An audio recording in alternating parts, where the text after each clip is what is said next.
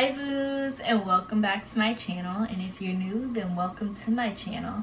Today I'm going to be completing the part 2, that's right, part 2 of my first video talking about me going to basic training. So if you're interested in watching, then keep watching. So I'm bringing y'all a part 2. And also my year. I just came up on my year being enlisted in the military. August 27th was a year for me. It's gonna go all down the drain because I'm joining ROTC and I have to sign another contract, which I was not aware about, but here we are. Okay, so first let's start off with getting to my actual battalion or unit in basic.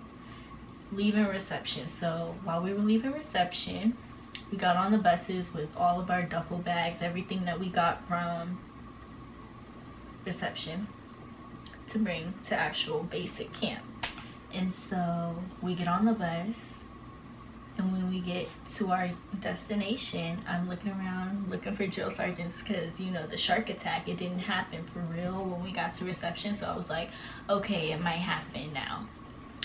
And there were no drill sergeants to be found. We was just getting off and we started walking, and as we were walking, the drill sergeants come out and they're dressed in their ASUs, the dress uniform, the dress blues or whatever, and they're just yelling and they're having you carry 2 big full duffel bags full of stuff, and they're like, let's go, let's go, let's go, let's go. And then we had like a little colorful circle on our bag, I think it was. So then we lined up with the color of our circle, colorful lines painted on the ground. So if you had a green little circle patch, you would go line up in the green area. If you had a red, I had red, I lined up in the red area. And they made us carry our big duffel bags above our head and was like, put it above your head and let's go.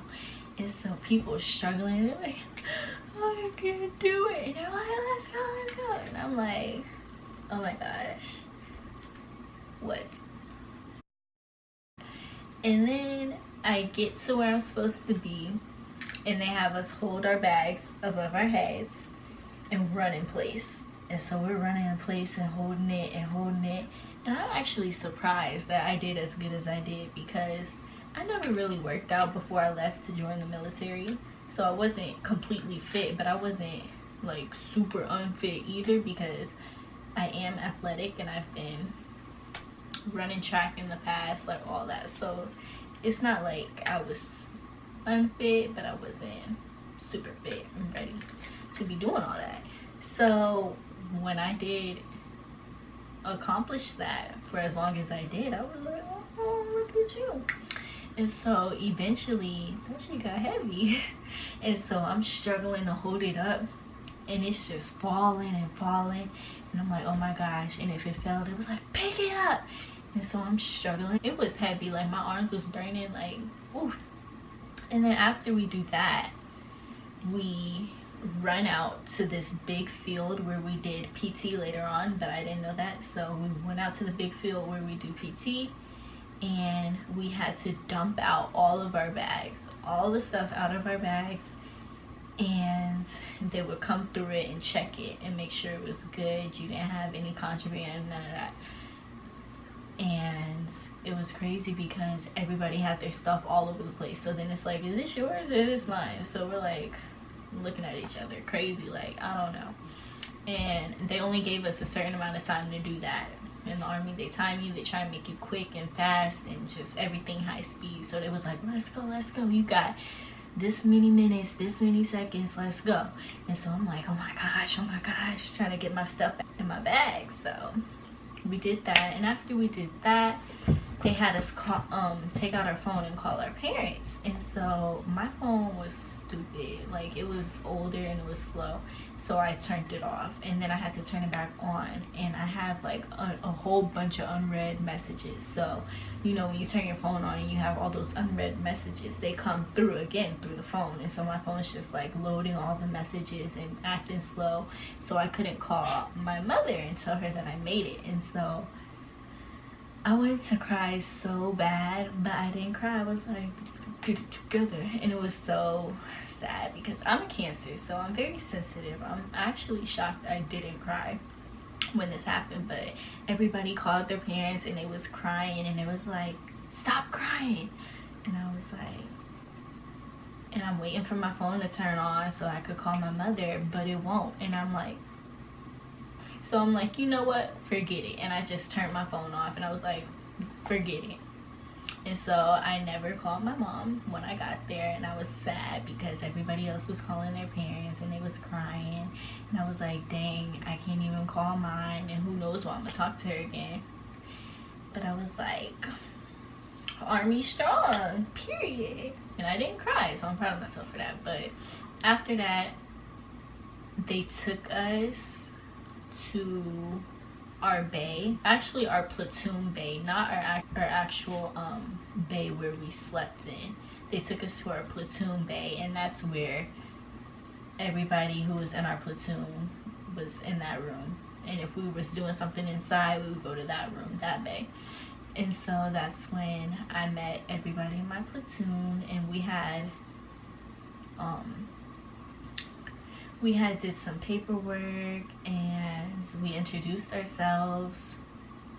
What else did we do? And we got our bags ready and labeled because they like to label a lot of stuff so that way it's easier for them to determine whose it is and stuff. So we used red tape because I was in a red platoon. We used red tape and I forget the number, what it's called, but we used our number that we went by to put on our camelback, stuff like that, so that way we could identify whose it was. I think my number was 103. I still have my camelback and all that with the tape on it. I don't want to take it off. It's memories. But yes, I really don't remember what all we did for real the first day. Everything was just on go, and I had so much adrenaline. I don't even think I was there, but I was there. You feel me? But so after that, I don't know what happened. When it was time to go to bed, we had to toe the line, which is where we all lined up and our toes against the line, and we had to listen to the drill sergeant, and she explained that we had X amount of minutes to take a shower, and it wasn't very long at all. And then that day, they actually went in there, like the drill sergeants went in there and was like, get out, get out, get out. And I was like, I don't even remember how I did it because I didn't want to get naked in front of everybody. But I don't know. I really don't remember. And then I don't like my feet on the nasty ground, so I had to put my sandals on and everything. I really don't remember though. But everybody butt behind naked, trying to take a shower, and then getting rushed out by the drill sergeant because they was like, get in, wash your hot spots, get out. And I'm like, but okay. 2 days later is when we had a lot of briefings, which is when they taught us the do's and don'ts of being in basic, like SHARP, sexual harassment. SHARP is the main thing in basic training because you do not want that against you because you will become a holdover, something like that. It's when you don't graduate with your platoon or your battalion because you did something you wasn't supposed to do, or if you can't pass your PT test, or if you injure yourself, so they mark you as a holdover and you just stay over there. And stop, dang. I'm trying to remember. I think they did tell us like all the things we were gonna do while we were at basic within those 2 days, and then they were telling us that the shark attack was only supposed to last for like 2 days, but I had such a bad group, so it was a mess. But so the shark attack lasts for 2 days. That's when they're yelling nonstop. They're making you run, they're making you do this, they're making you do that, and they just yelling for no reason and bothering people. That's the shark attack, and it lasts for like 2 days. And then now that I look back at it, it happened fast. But while I was there, I'm like, I'm ready to go home. Like, please take me home. working out. We worked out every morning, bright and early. The girls woke up earlier than the guys because y'all guys nasty. Y'all just wake up, brush your teeth. So we come down, we do PT, and then we went to breakfast, chow. We alternated from like run days and push-ups and sit-ups. So Mondays would be our run day, the other days would be push-ups and sit-ups. And of course at that time nobody was really fit, so we was struggling. I don't even remember like being sore for real, because you work out every day. So you know, like you work out one day, the next day you're sore. Like you don't have time to be sore when you're in basic because you're always gonna be running. Remember, after dinner chow or lunch chow, just after chow period, our drill sergeants would have us do sit-ups and push-ups a certain amount. I think it was like 50 or something. And I mean, it was cool because it helped us get better, but sometimes after we ate, who about to do sit-ups and push-ups? Ooh. And then sometimes we would run right after we ate. Like we got smoked right after we ate once, and I'm like, oh my gosh. And I got so fat because remember, you only get a certain amount of time to eat. So I was trying to eat all the bread I could eat because I love bread, one, and it fills me up, two. So I was like, because we don't get snacks either, and I used to snack a lot. So I was like, you know what, let me just eat some bread so I could get full. So I was trying to fulfill myself. We couldn't eat sweets our whole time in basic. I remember that's what the first day I got there and we had to eat, we got an MRE, which is a meal ready to eat. Meal ready to eat, MRE, meal in a bag. And so they was like, put all the candy in the center, you can't eat it. And of course, my first time getting an MRE, I would get some candy, right? And I never got candy again. Like, I got it one more time. It was Reese's Pieces, and I didn't eat them, and I should have ate them, but it's too late. But so we had to put our candy in the center, and we couldn't eat sweets for a good minute. And then there's also this breakfast kind of meal ready to eat, and it came with cookies. And I was like, I really want some cookies. But we couldn't eat the cookies, and they would have somebody take the cookies out of all of the packets, and they would throw them away. And I was like, are you serious? Let us eat it. We work out, we deserve it. But nope, we couldn't eat it. And I was like, wow. And then you're not supposed to have food in the barracks or the bays or whatever. You're not supposed to have food at all. And they will do room inspections, and they will throw your stuff all over the place looking for contraband. And so one day we had inspection, shakedown, whatever, and we got caught with the little Nature Valley granola bars. And so they was like, oh, so y'all taking the little granola bars, huh?